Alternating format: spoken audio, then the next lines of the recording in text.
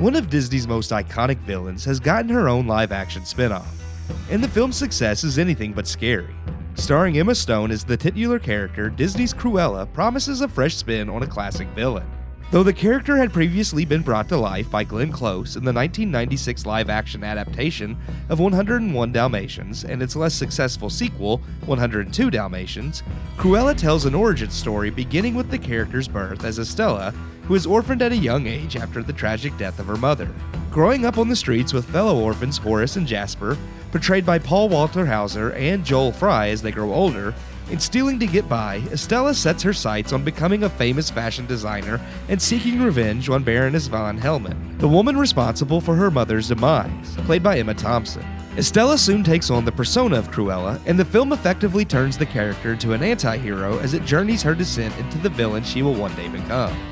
Cruella is not a film I personally had high hopes for, but was pleasantly surprised by.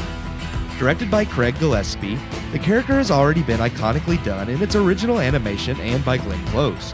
With two equally loved interpretations of the character already, Emma Stone had a lot of expectations to beat, and she steamrolls over them all, making the character her own, while still bringing the character audiences know to life through subtle mannerisms and Cruella's familiar drawl, all without ever waving a single cigarette. The movie manages to make the character likable and provides her a tragic background that gives the audiences a reason to root for the character.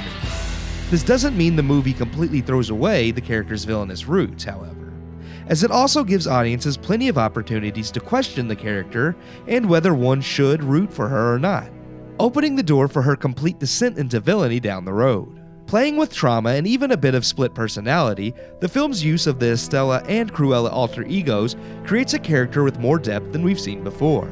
Outside of the story and characters, the film's style in and of itself is unique to any other live-action Disney adaptation. Adopting a punk rock motif, the music, and even Cruella's fashionista flair is all centered around a punk theme that again adds new life to the character while still feeling at home with what we've seen before. The film leans into the punk vibe and is often darker than previous live-action adaptations, but never more so than Disney films such as Pirates of the Caribbean, and offers plenty of laughs and animal hijinks as nearly every major character in the film has a dog sidekick. In fact, the only real negative that comes from the film, in my opinion, centers around said dogs. While some of the CGI suffers, like many of Disney's live-action remakes, the worst offenses involve the more action-oriented scenes involving the film's dogs. And while some of these animals are fairly integral to the plot, there are a few scenes with the animals that really do not add much to the story and could have been trimmed. Ultimately, Gillespie has created one of the better live-action Disney adaptations, and one I would be happy to watch more than once, blending the familiar with new ideas and setting up origins for all of the characters we are familiar with from the original animated film.